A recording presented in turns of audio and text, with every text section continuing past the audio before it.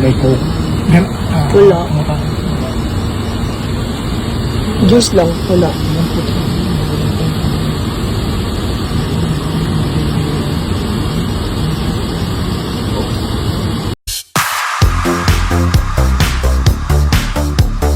Ngayong araw ng Miyerkules, Marso 12, muling nagbigay ng update si Senador Bongo hinggil sa kalagayan ni dating Pangulong Rodrigo Duterte, isang araw matapos siyang sapilitang pinasakay sa eroplano at dalhin sa bansang Netherlands.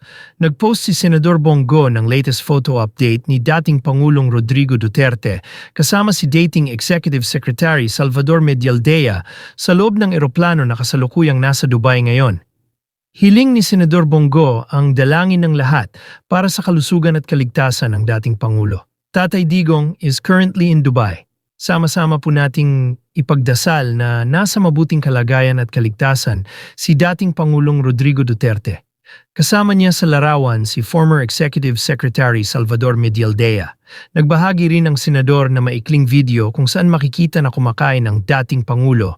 Nasa maayos namang kalagayan si Duterte pero bakas ang lungkot nito at tila matamlay. Humingi pa sana ito ng coke, subalit juice lamang daw ang available, sabi ng kasamang babae na tila ang kanyang nurse aide. Marami naman ang nalungkot sa mga taga-suporta ni Duterte at ang ilan ay naiyak pa nang makita ang kanyang kalagayan sa kasalukuyan. Grabe, sobra sikip ng dibdib ko. Kagabi pa ako walang tulog sa kakaisip sa Tatay Digong Duterte natin. Iyak ako ng iyak. Iyak dito, iyak doon, dasal dito, dasal doon. Dahil gusto na lagi ligtas si tatay, kain ka tay, at lagi ka magpalakas, maghihintay kami tay. Sa iyong pagbabalik, mahal po namin kayo tatay. Di ka namin iiwan tay, lalaban po kami at itataya ang buhay namin. Para sa inyo tatay. Sakit sa puso nito Lord, kauna po. Ang bahala ingtan niyo po si Tatay Digong.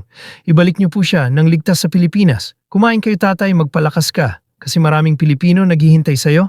Mahal na mahal ka namin. Nakakasakit ng puso makita kang ganiyan si PRRD, ang ilan sa komento ng mga netizens.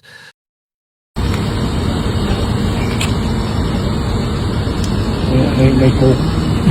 Wala. Juice lang, wala.